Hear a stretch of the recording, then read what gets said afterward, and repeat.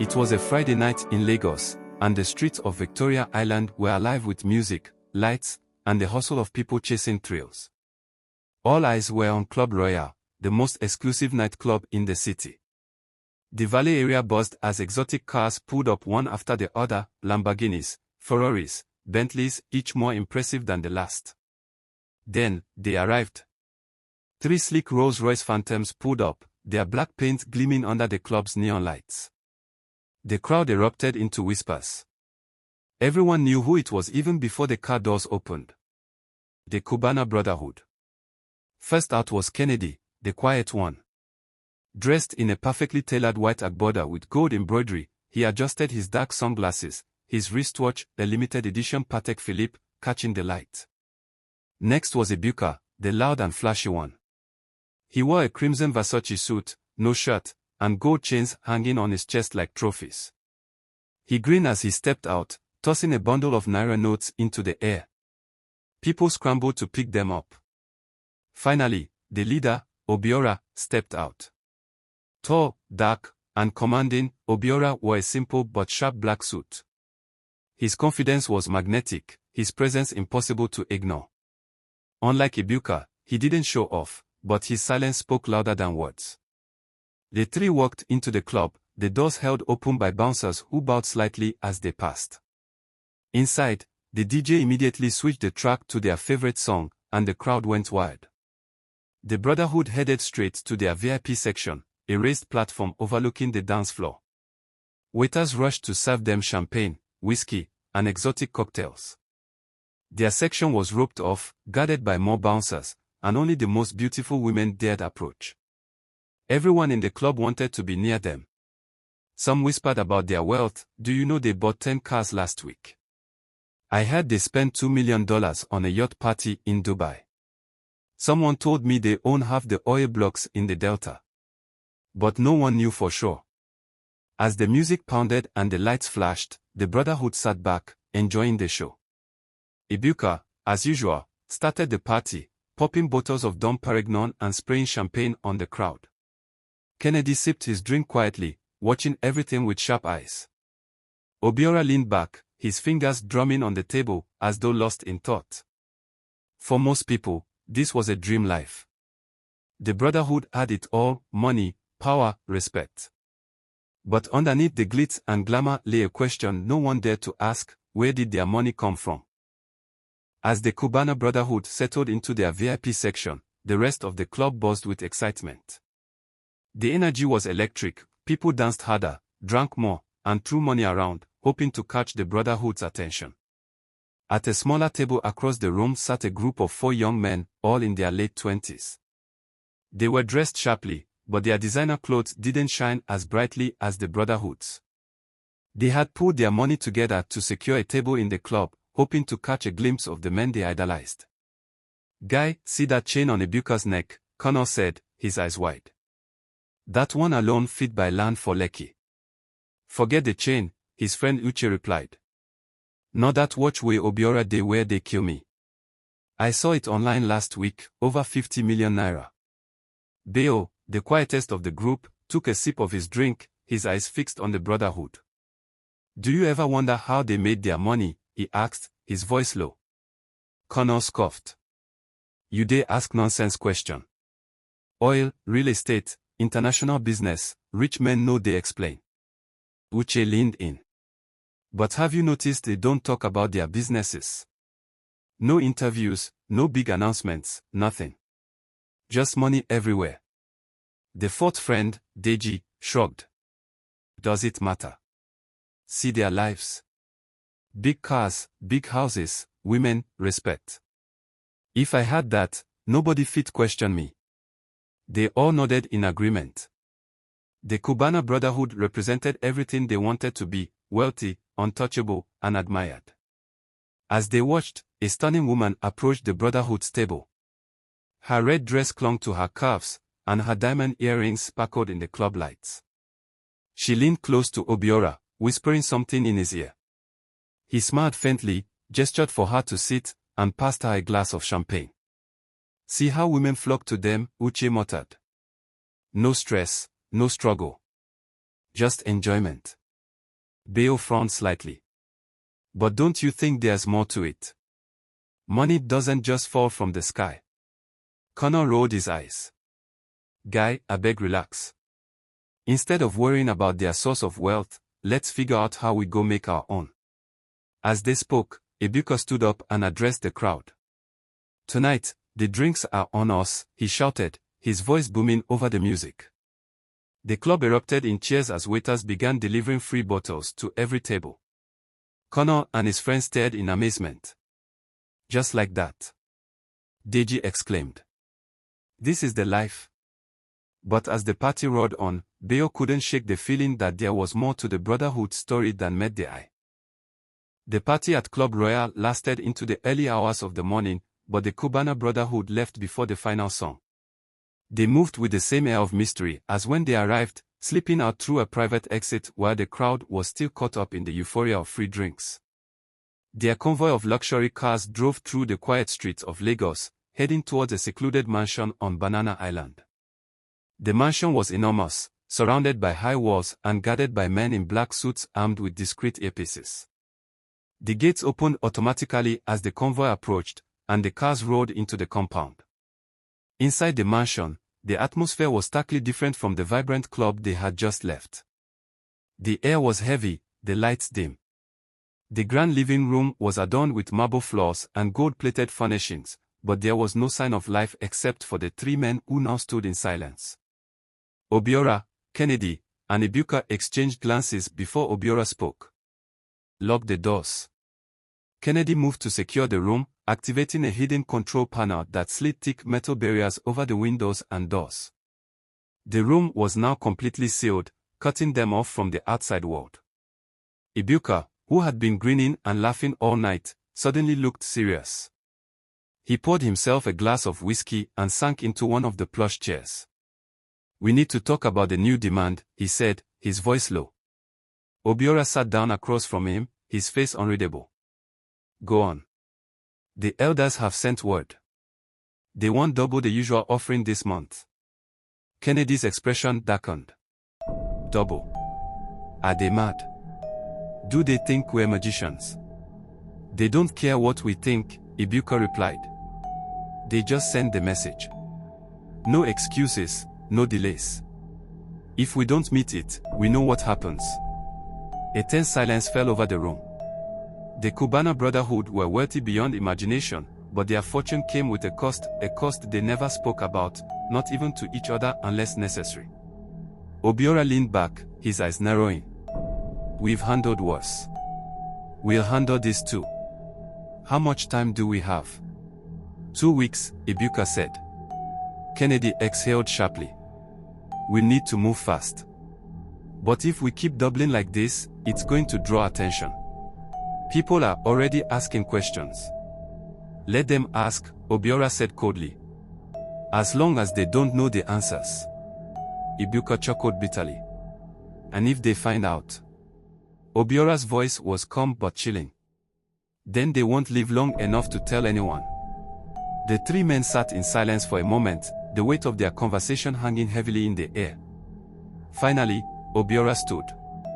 We'll meet the demand. But we'll also need to remind the elders that we're not their puppets. Schedule a meeting with them after this is over.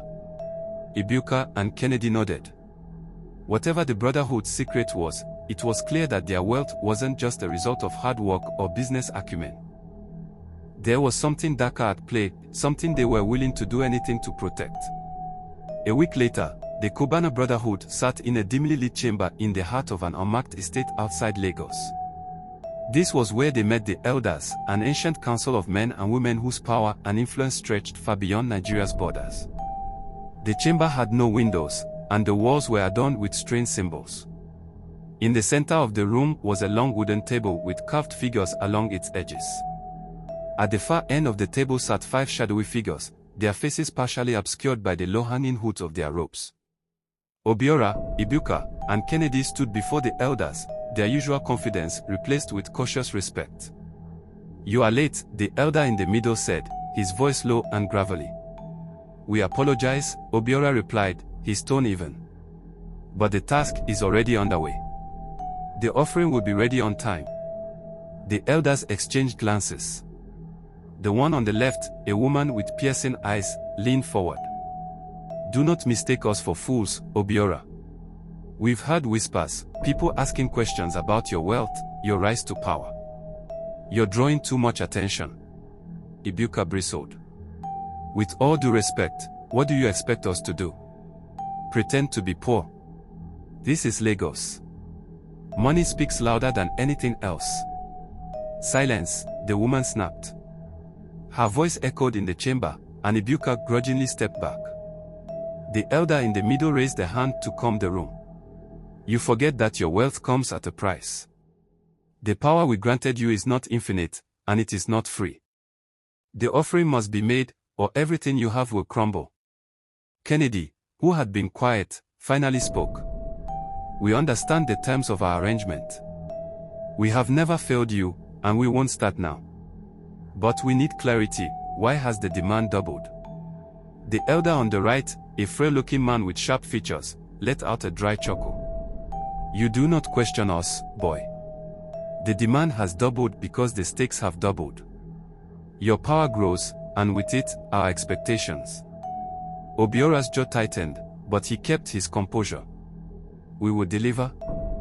But understand this, if you keep increasing the demands, there will come a point when even we cannot keep up. And if we fall, your operation falls with us. The room grew tense. For a moment, the elders simply stared at the Brotherhood, their expressions unreadable. Finally, the middle elder nodded slowly. You have 2 weeks to fulfill the offering, he said. Fail, and you will pay the ultimate price. Succeed, and you may continue to live as kings among men. Choose wisely. The elders stood as one and exited the chamber through a hidden door, leaving the Brotherhood alone in the eerie silence. As soon as they were gone, Ibuka let out a frustrated sigh. These people think they own us. They do, to an extent, Kennedy muttered. Obiora was already walking towards the exit. Enough. We don't have time for arguments. Let's make the arrangements. The clock is ticking. The three left the chamber, their faces grim. They had chosen this life of luxury and power, but it was a choice that came with consequences. And now, the price of their success was rising higher than ever. Back in the mansion on Banana Island, the Cubana Brotherhood sat in their private study. The room, lined with shelves of expensive books and artifacts from all over the world, was their sanctuary, a place where no outsiders were allowed. The mood was tense. Obiora sat at the head of the table, his fingers stippled as he studied the other two. Kennedy was pacing, his usually calm demeanor cracking under the weight of the situation. Ibuka leaned back in his chair, his eyes fixed on the ceiling, a glass of whiskey in his hand. We've done this before, Obiora began, breaking the silence. We'll do it again. Not like this, Kennedy snapped. The stakes are higher now.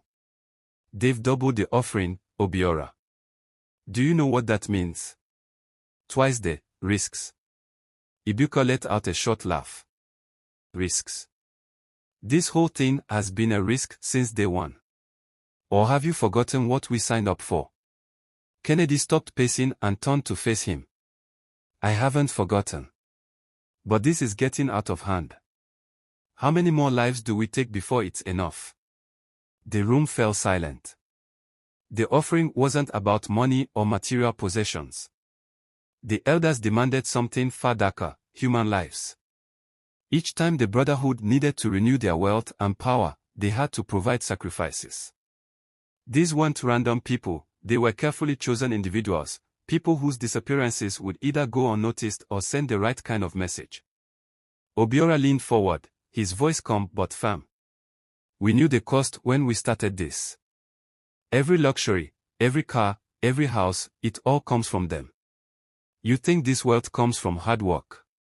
I know that, Kennedy said, his voice quieter now. But I'm asking, when does it stop?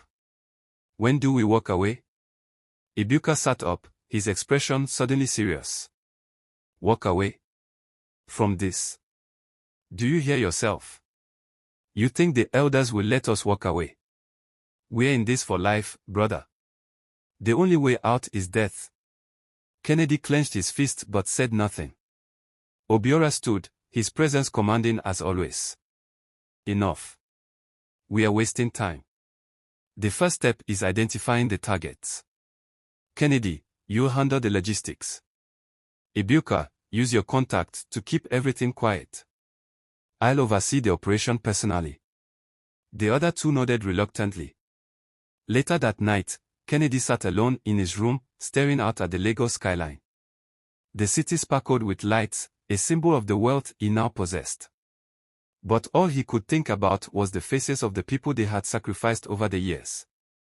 He had once been a man with a conscience, a man who believed in doing the right thing. Now, he wasn't sure who he was anymore. Meanwhile, Ibuka was in another part of the mansion, on the phone with one of his contacts. Make it clean, he said. No loose ends. We can't afford mistakes. Obiora, in his private study, was reviewing files on potential targets. He felt no guilt, no hesitation. In his mind, this was the price of power, a price he was willing to pay. By the end of the week, the plan was in motion. 3 individuals had been selected: a struggling street vendor, a corrupt politician who had crossed the wrong people, and a rival businessman who had been causing trouble for one of the Brotherhood's shell companies. Under the cover of darkness, the Brotherhood's men carried out the tasks. The vendor vanished from her store, the politician's car was found abandoned on a deserted road, and the businessman simply disappeared without a trace. The sacrifices were complete. Back at the mansion, the Brotherhood gathered in the ritual room, a hidden chamber beneath the house, accessible only by a concealed staircase.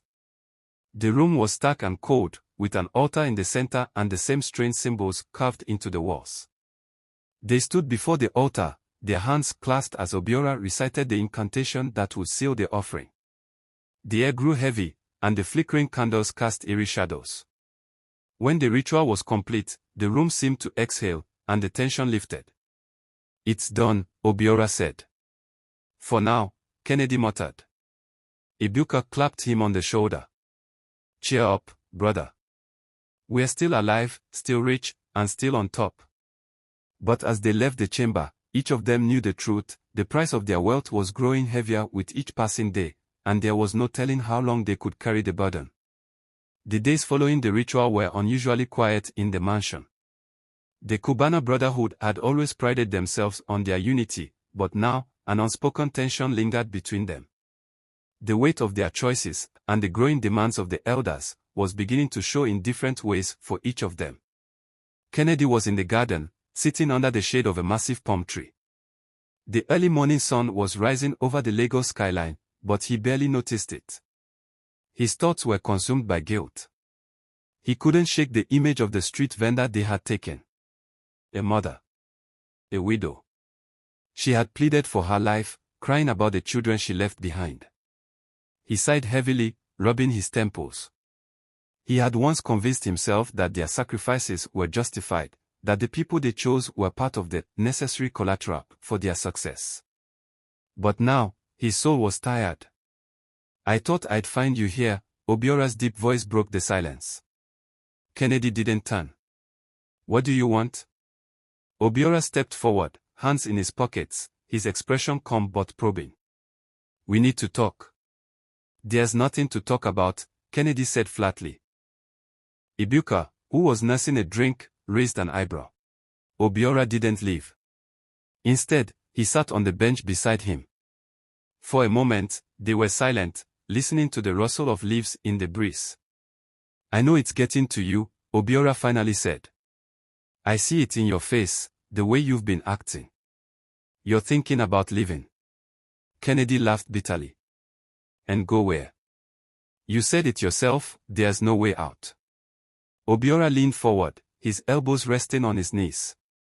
I get it. It's not easy. But we've built something here, something people would kill for. Do you want to throw that away? Kennedy turned to face him, his eyes blazing. And what about the lives we're taking, Obiora? Do those lives mean nothing to you? Obiora's expression hardened. They mean something, but not more than what we've built. Sacrifices have to be made, Kennedy. That's the way the world works. If we don't do it, someone else will. Kennedy shook his head and stood up. Maybe you've convinced yourself of that, but I haven't. One day, this is going to fall apart, Obiora.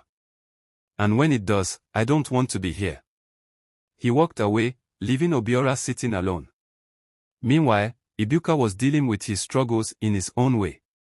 He was in the mansion's entertainment room, surrounded by bottles of champagne and a group of women he barely knew. The music was loud, the laughter fake, but none of it filled the void growing inside him. One of the women leaned in, giggling. Ibuka, you're too quiet today. What's on your mind? He smirked and poured her another drink. Nothing serious, darling. Just business. She pouted. Why don't you ever talk about your business? You and your brothers are so mysterious. Ibuka's smile faded for a moment, but he quickly recovered. Mystery is what keeps the game interesting, isn't it?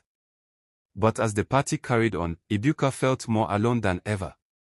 He couldn't talk to anyone about the things that haunted him, not the women, not his friends, not even Obiora and Kennedy. Instead, he drowned his feelings in alcohol and noise, hoping it would be enough to silence the voice in his head that kept asking, how much longer can I keep this up? Late that night, the three of them sat together in the mansion's lounge. The room was quiet, the air thick with unspoken tension. I think we need to make a plan, Kennedy said suddenly. A plan for what? To leave, Kennedy said. To get out of this. There has to be a way. Obiora stared at him for a long moment. We've talked about this. There is no way out. We haven't tried, Kennedy insisted. We could pool our resources, disappear, go somewhere they can't find us. Ibuka laughed, but there was no humor in it. You think the elders won't find us? You think they'll just let us walk away? Wake up, Kennedy. This is the life we chose. There's no running from it. Kennedy looked at Obiora, hoping for support, but Obiora's face was as unreadable as ever. You're free to leave if you want, Obiora said finally. But don't expect to survive it. Kennedy's jaw tightened. Maybe I'm the only one who still has a soul. He stormed out, leaving Ibuka and Obiora alone. You think he'll actually try? Ibuka asked. Obiora's eyes narrowed. If he does, it will be his funeral. The following morning, Kennedy stood on the balcony of his private wing in the mansion, staring out at the horizon. The air was humid, but he didn't notice. His thoughts were consumed by one thing, escape. He knew the risks. He knew the elders' reach was vast. But he couldn't live like this anymore, trading lives for wealth and power. For weeks, Kennedy had been quietly gathering information, testing the limits of the elders' surveillance, and reaching out to people he thought he could trust. He was careful, cautious. He knew that one misstep could cost him everything. He pulled out his phone and dialed a number. The voice on the other end answered after a single ring. Is this line secure? The voice asked. It is, Kennedy replied.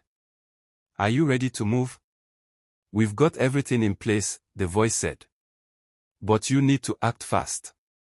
Once they realize what you're doing, there's no going back. What happens next will leave you questioning everything you thought you knew. Secrets unravel, alliances shatter, and a shocking twist changes the game forever. You won't believe what's coming. Thanks for watching. Don't forget to like, subscribe and hit the notification bell so we can bring you more amazing stories.